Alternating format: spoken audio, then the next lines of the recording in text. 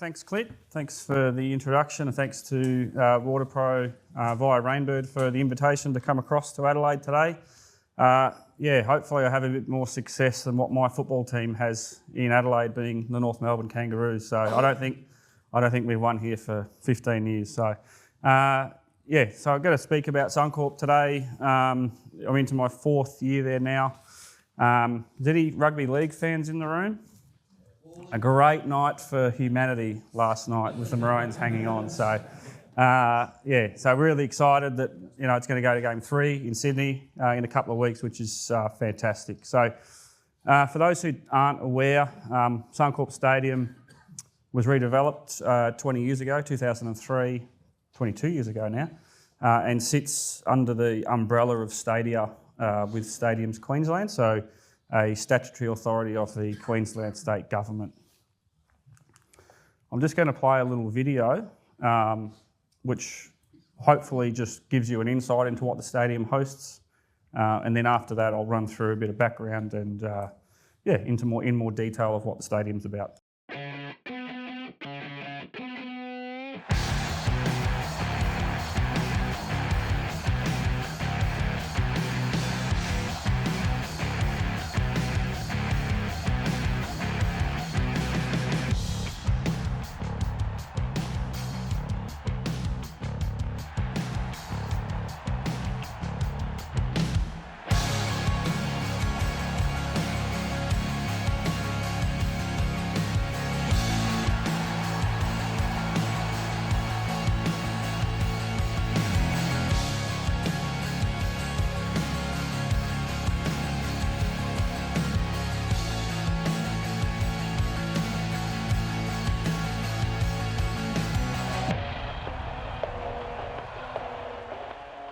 So as you can see, pretty diverse range of content at the venue, which I'll touch on in a moment, but that's a little bit about me. So I'm actually from the UK, so don't hold that against me.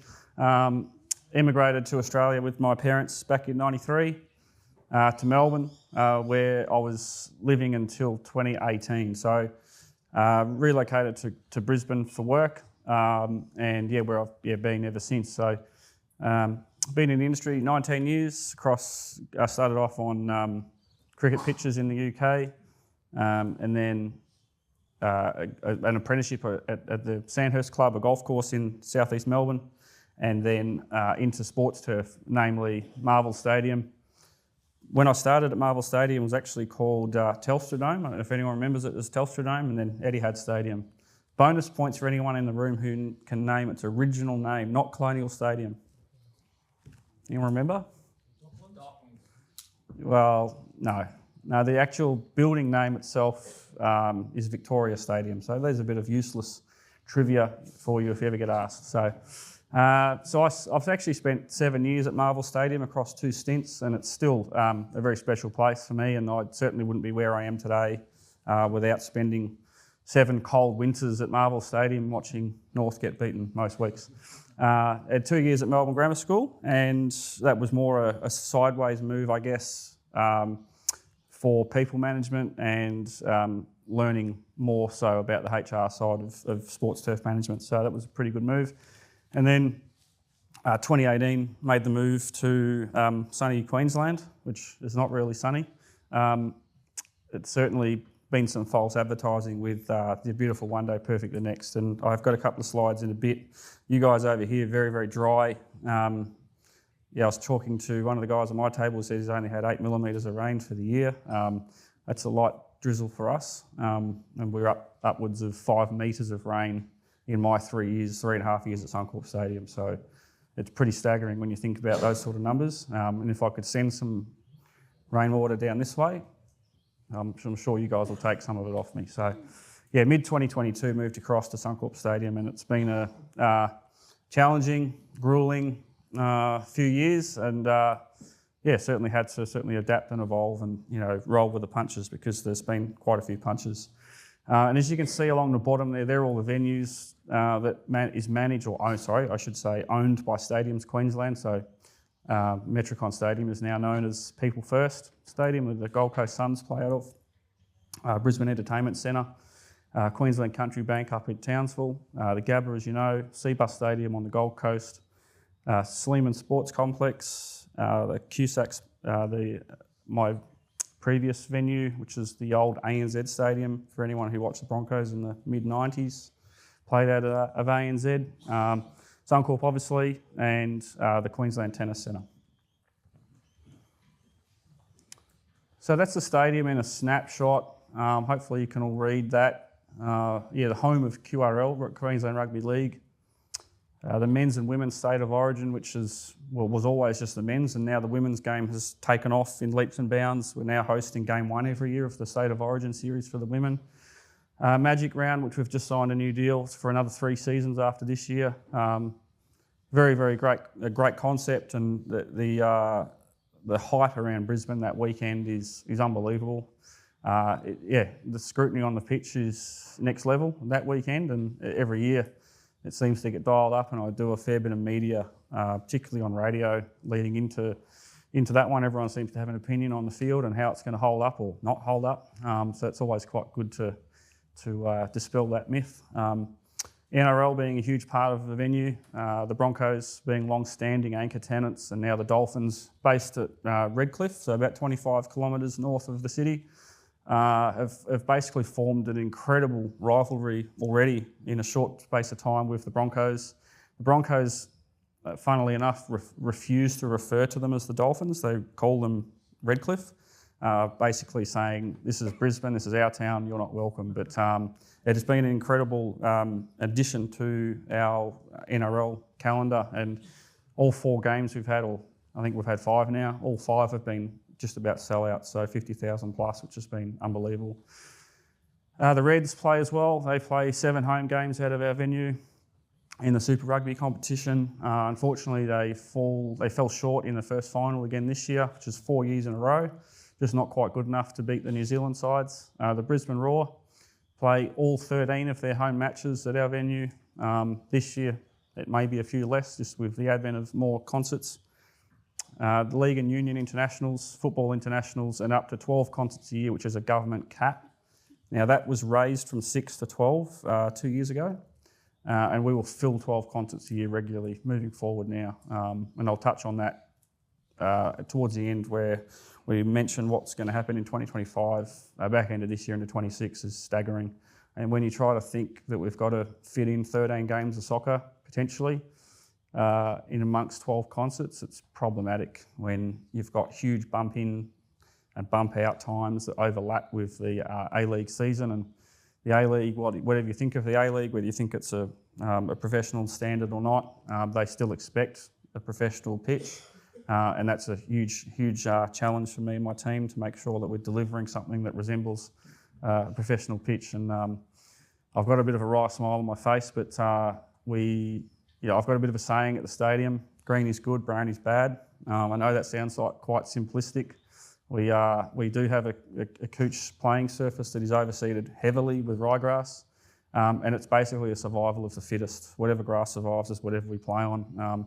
Every week it's a new challenge for us, and particularly March through to the end of May in particular is incredibly difficult to make sure we're providing a playing surface. We're washing off lines and dropping goalposts and swapping things out, ready for the next event. And it sounds, what's the word? I can't quite think of the word, but it's we don't actually get to enjoy many of the events because it's once the lines are down, like after Origin, it was straight out. We're into Union, the next event. So getting rid of the logos, and it is what it is. It's just part and parcel of what we do. It's events after events, and that's what we're there for, right?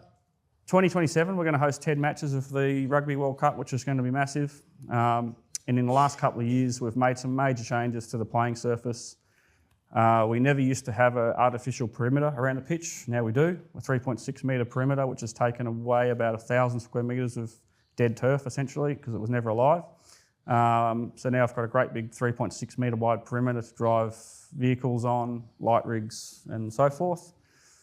We've changed the playing surface from ledge and couch. Has anyone got ledge and couch on their facilities here? Didn't think so. It's the worst couch ever. So I did 3 years of trials in my previous role. on different couches, and wintergreen couch, which is brilliant in our region. Again, being from Melbourne, Santa Ana was always my choice of grass, and I still think it's a wonderful grass, and it still has a really great presence in southeast Queensland as well.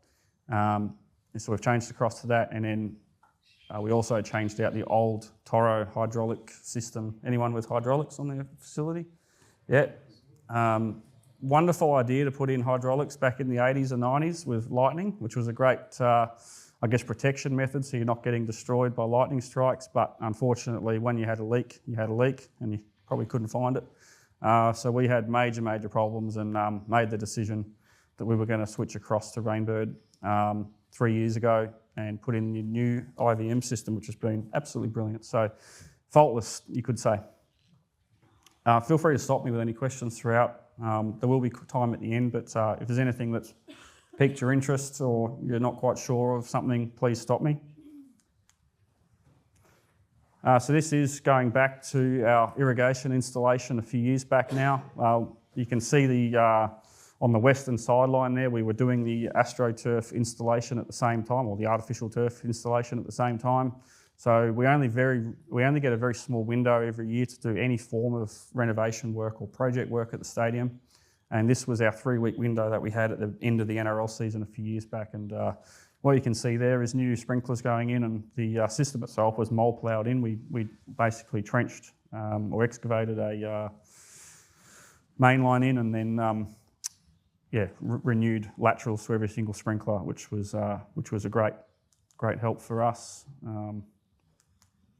Hopefully I've got a little video here on the left, and then we've got the mole plough being used through the playing surface, which we actually played on this 15 days after we'd finished, so with no disturbance, which was really good. That's when we had grass. It looks great there.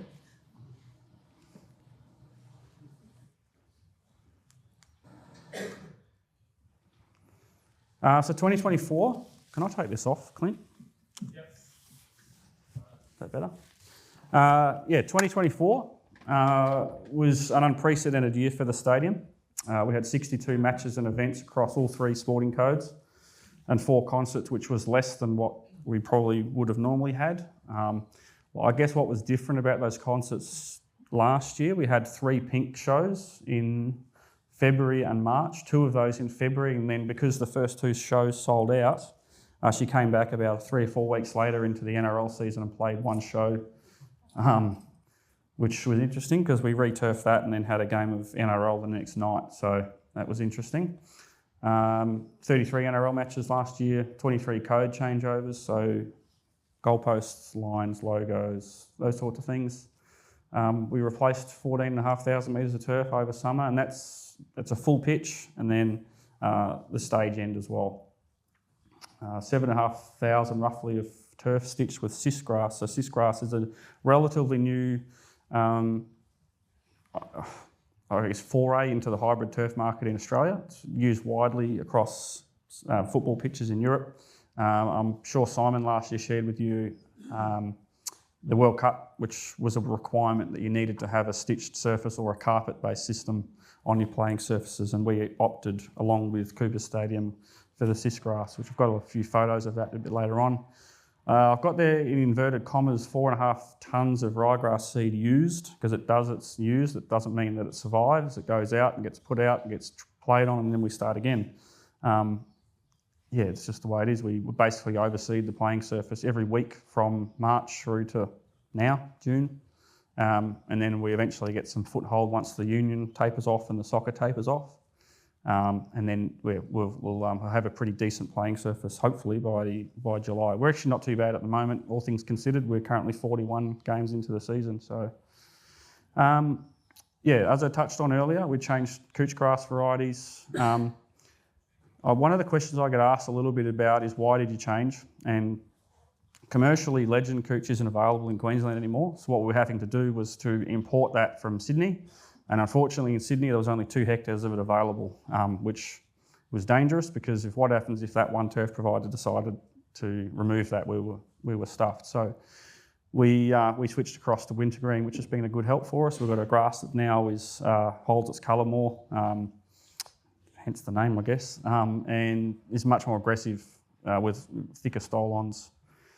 We changed sports turf providers. We were with a company called Strathair for over 20 years, and we've switched across now to HG Sports Turf, who are the market leader in Australia and New Zealand for that matter, for hybrid turf. Got 3 permanent staff now, which I only ever had 2, so we've now got 3 just due to the content, and 6 casual staff which help us out on event days.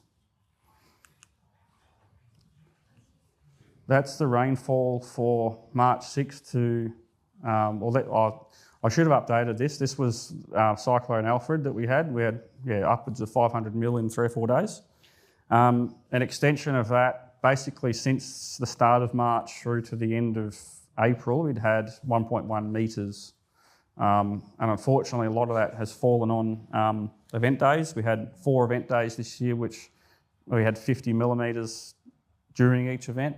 And one of those in particular was the Broncos Bulldogs game on a Thursday night, and we got destroyed essentially.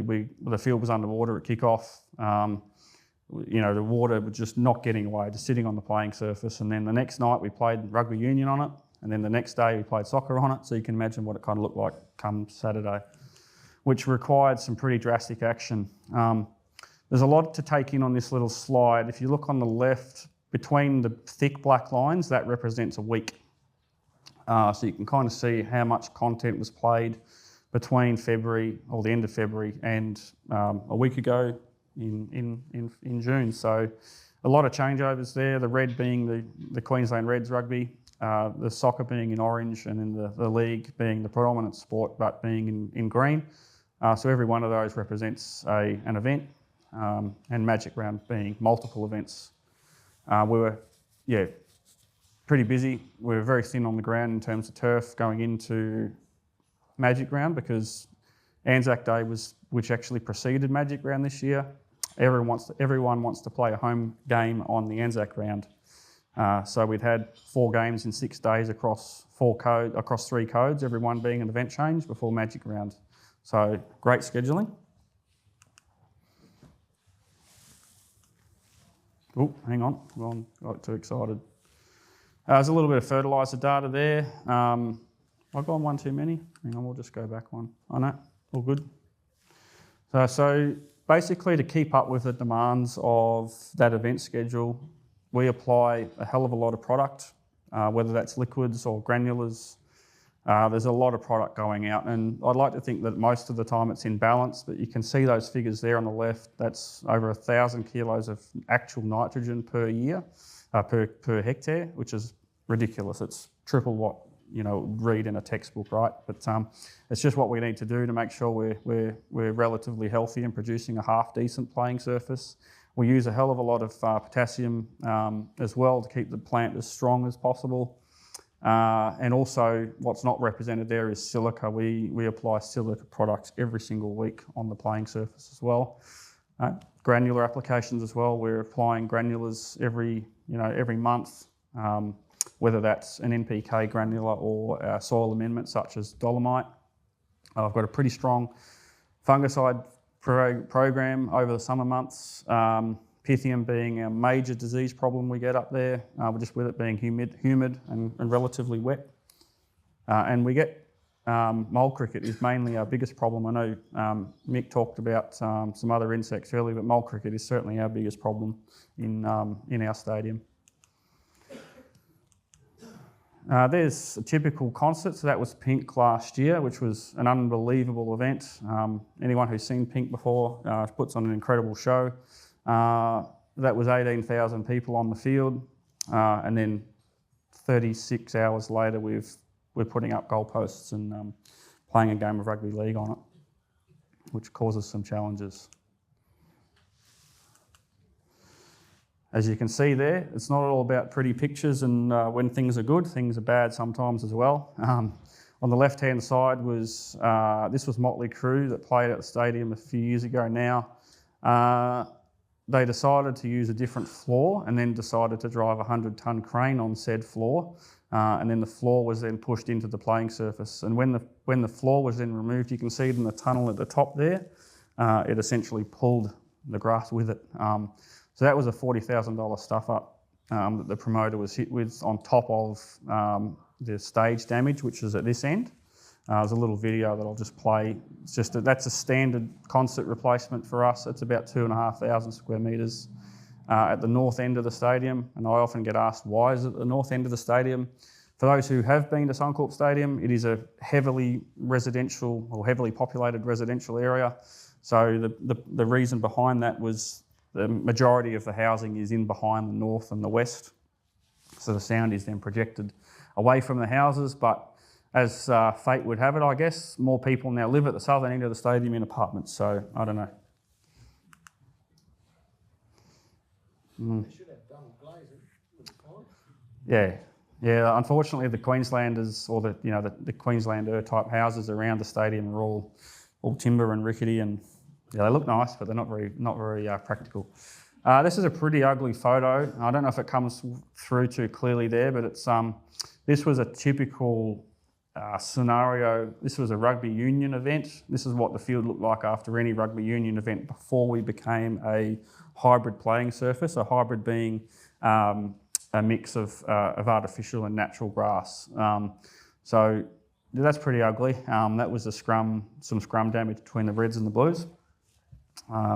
And yeah, basically patch it up and away you go. And since then, since we've stitched, we don't have that, thank God, because that was pretty ugly. I often get asked what's my most hated sport, and that's it by a mile. I mentioned criticism at the start. We are not immune to criticism by any stretch. Now this is the ABC. They seem to have us in the gun every year. We've got a really good relationship with the players and the clubs and most of the time the governing bodies of the codes. But yeah, the ABC like to have a little crack every now and then. And Quentin Hull, famous for ABC grandstand cricket, he's probably my number one critic, being there in the middle saying the field wasn't good, was barely good enough for rugby league. So he actually said that in quite a condescending tone on the radio. And it's not good enough for World Cup football. And then we produced a pretty good playing surface, I think, there. This is the stitching, which I guess for anyone who saw Simon talk about last year, this is the stitching here. You can see the machines in the background. So essentially a blend of artificial fibres into a natural playing surface. 20 million fibres, 5 tonnes of plastic, not very sustainable, but certainly provided a wonderful playing surface for that tournament. There's the crew there, 24/7 operation. Yeah, like I said, it was mainly used across Europe and brought to Australia in the last few years, and it's now available. You can use this, you can put it in, but it's certainly not a system for us at the stadium because of the fact that we're replacing turf so often. It's one of those systems that you would put in and leave in. So if you were going to put it in for 3, 4, 5 years, it's a really great it's a great option for the roots to grab hold of those and actually have a really good natural looking playing surface. Any questions on the stitching? No? Any questions at the end? Yeah, feel free to ask a few. Rugby. This is the Soccer World Cup, which we also hosted, as well as Adelaide. We hosted 5 group games, and then the round of 16, and then a couple of finals. And I'm not sure if anyone remembers, but the quarter final between Australia and France was the longest penalty shootout in World Cup history across men's and women's. 20 penalty shots.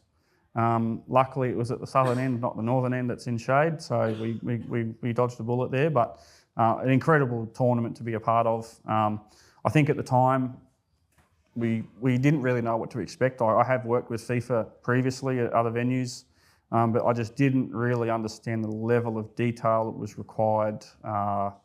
We're talking measuring the grass height. We're talking measuring the traction and the hardness and the moisture of that field every single day, making sure it was within a certain tolerance. And if it wasn't, you had to do something about it. We had to hand the field over 7 hours before kickoff on event days. It meant event days were upwards of 18 hours. A wonderful tournament, but at the time, I don't think we really thought of it being wonderful. I think we were pretty sick of it by the end of the tournament, but it's an incredible highlight though that I look back on and think it was certainly well worth all the effort that the team went to. So really great. It certainly put the Matildas back on the map again. And as they like to say, they're Australia's most popular sporting team. So FIFA supplied new goals for the tournament, which was great, but it then meant that we needed to put new footings in. So when the sleeves turned up, the goals didn't. So we had to use our old goals to set the new footings, which didn't really make sense. But we kind of had to do that on the fly. Here's a couple of photos of that. They had to be 651 millimetres from the bottom of the sleeve to the top of the turf, and then trying to do that with an old set of goalposts that weren't made for these sleeves was challenging. But we got away without having to rip out the entire footings, which was good. So we essentially just core drilled out those and put new sleeves in the ground, and they're there now. So unfortunately, it meant our old goals were then redundant. So we actually donated those to a local club.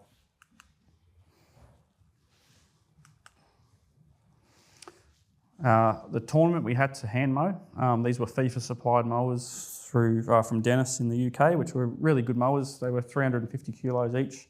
So my two boys on the left there, and myself, you could argue we needed to drop a few kilos, and we certainly did during that tournament. So essentially in a stadium you had to mow match day -1 and match day with these mowers. You weren't allowed to use a ride-on mower at all. Huge crowd throughout the tournament. I think all bar one of ours was a sellout, but an incredible atmosphere.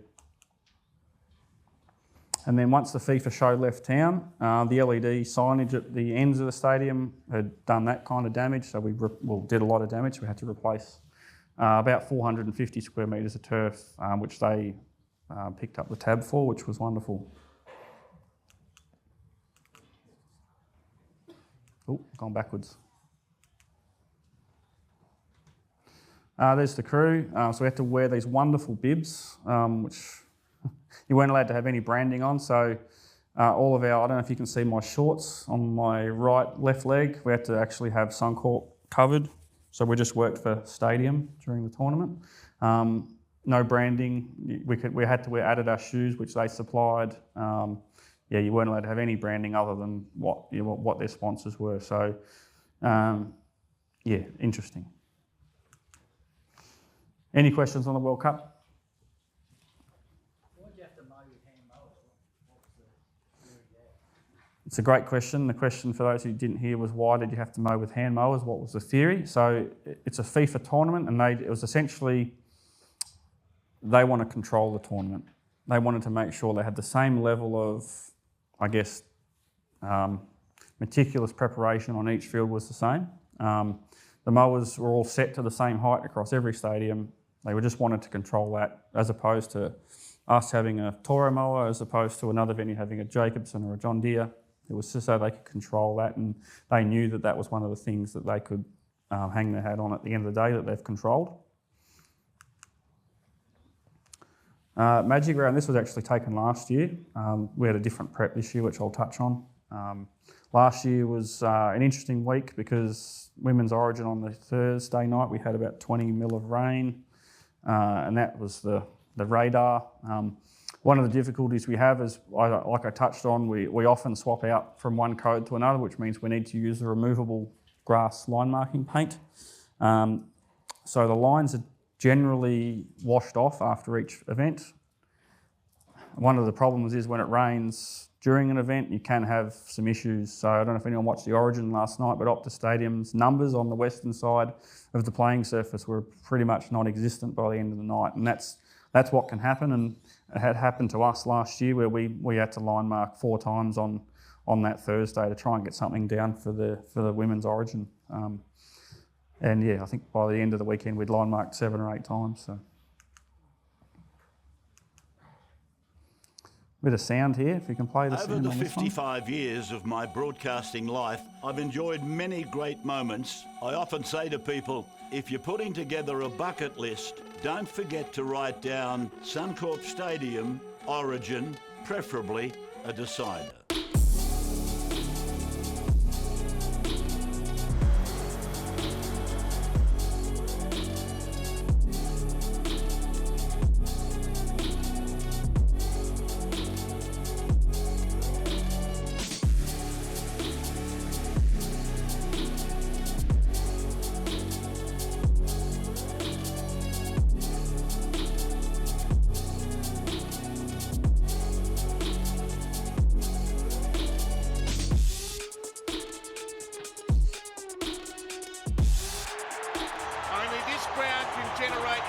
atmosphere as palpable as what we see tonight. The decider's off, may the best state win.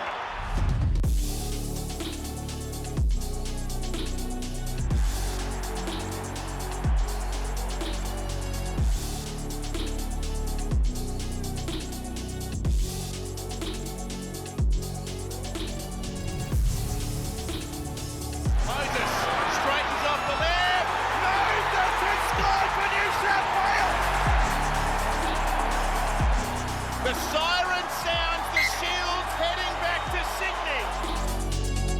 To come to the cauldron in front of over 50,000 and beat Queensland in the decider.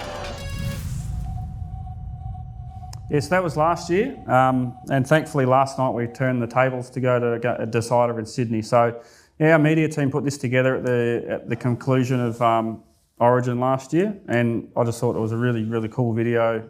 It just showed how many different departments were involved in pulling that event together.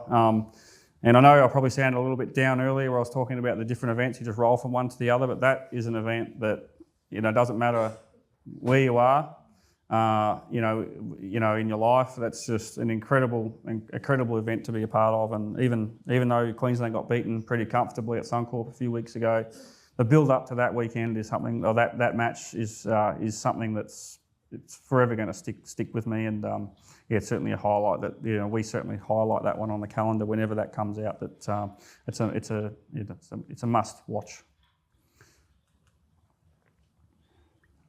And then that's a changeover from Origin to Union. So removing the Ampol signage and making sure that the signage is then removed for that game. Unfortunately, when you're painting it, pretty heavily, it is pretty difficult to remove fully. So we do wash it out, and then it's basically an application of green paint over the top.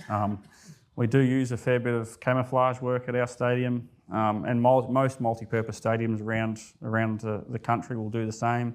The 50-metre arcs were kind of visible last night at Optus, but I thought they did a really, really good job and produced a really good playing surface in amongst in that rain that they had last night. So.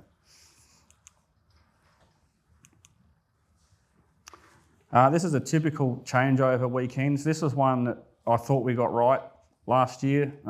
We had the Wallabies and the Springboks on the Saturday, and then the Dolphins and the Warriors on the Sunday. And I actually did an interview in radio a few weeks back in New Zealand about leading to Magic Round, and they actually asked me and said, "Is this the most challenging event that Suncorp hosts?" And I said, "No, it isn't." And they were kind of shocked. I said, "What do you mean it's not? Like, it has to be." And I said, No, I would actually prefer to have Magic Round over a triple header 3-code weekend. And they kind of didn't understand why. And then once I mentioned to them, you're setting up from Union on the left to League on the right, which have completely different line markings, different hash lines, number locations, mowing patterns, this sort of stuff. And then to go into that, we'll have a soccer game in between, or soccer afterwards, or before. It's very, very demanding on the playing surface. And that was one I thought we got right last year. You shouldn't really be able to see too many Union lines or numbers on the field, which I thought we did a reasonable job of that. And the NRL were very satisfied, which was great. This was Luke Combs last year. Anyone see Luke Combs at all? Anyone a Luke Combs fan? Yeah, he's pretty good. I liked him.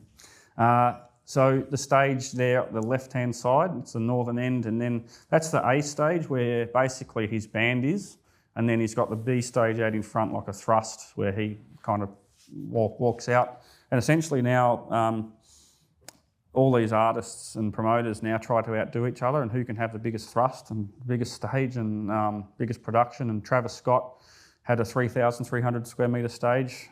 This one was about 2,100. And then the blue line through the middle there, that's the Delay Tower Road. So it's a roadway that has to be built to put in these towers for sound. So we had a 36-hour turnaround again after this one before a game of soccer. You'll see, I'll get to this in a moment, but that's Luke on stage. And that was the damage. I won't Yeah, anyone want to guess what shape that is in the middle of the field? So that's his B stage, right? So we didn't replace anything south of this line here. So we replaced this. That was left to be camouflaged and grown back over the coming weeks. So for soccer, we had to do a fair bit of masking of that, bit of green paint, pigments, those sorts of things. And yeah, the A-League, I guess we're satisfied in the end, but when they saw that, the next day after the stage was pulled out, they were pretty horrified. And we had a day to turn it around into that. So you can kind of see the other end where the turf is and the scarring through the middle of the field. But look, by and large, I think we did a reasonable job of that one. And that's just part and parcel of what we do now. It's going to happen again this summer, 3 or 4 times as well. Magic round this year was different to any other year. I touched on the rainfall we had earlier. The week prior to Magic round, as I said, we had 4 events in 6 days, all very wet. 37 mil of rain fell in the first half of the Broncos and the Bulldogs. So we've always got contingency plans as to what to do if we do get caught out. And we did get caught out that night, and we made the decision at half time of that game that we were going to replace half the pitch, which was between the 2 tram lines. So essentially from the 10 metre tram lines on the left, on the western side, and the 20 metre tram lines on the east, from the 10 metre line north and south, and everything in between, out to the western sideline, and then down the western side, down to the southwest tunnel, which is 3,683 square metres, or just over half the pitch for the rugby league surface. And the photo on the right was remarkably, that's what we looked like after 9 games on the Sunday night, after the Storm played the Raiders, I think, on the Sunday night. We got through pretty well in the end, and I'd hate to think what the field would have looked like if we didn't do that, because the northern end in particular was pretty cut up after that weekend. So we've managed to get that back now with some ryegrass. So yeah, that was a pretty trying week, that one. And there's this little video here, I think it's the next one, which I'll play. This one here is just a time lapse of that week. So just pay attention to what kind of happens on the field, and I guess you'll see some water pooling and things like that.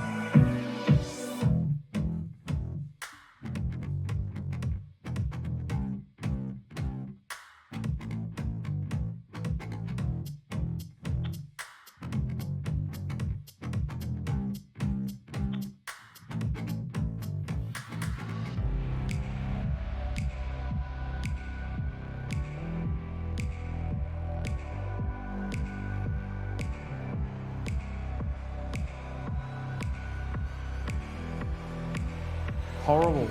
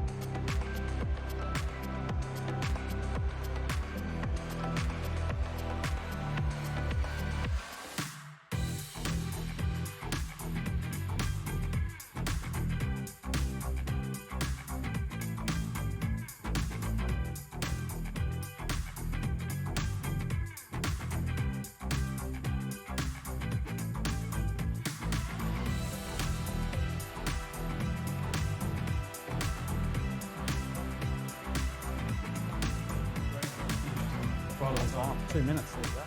We're in for a couple more. Thank you so much. I've actually got a little gift over here for you. Well, as you said, you're here for the rest of the event. So if anyone does have questions, they can come and find you. Present in there for you. Thank you so much for coming over.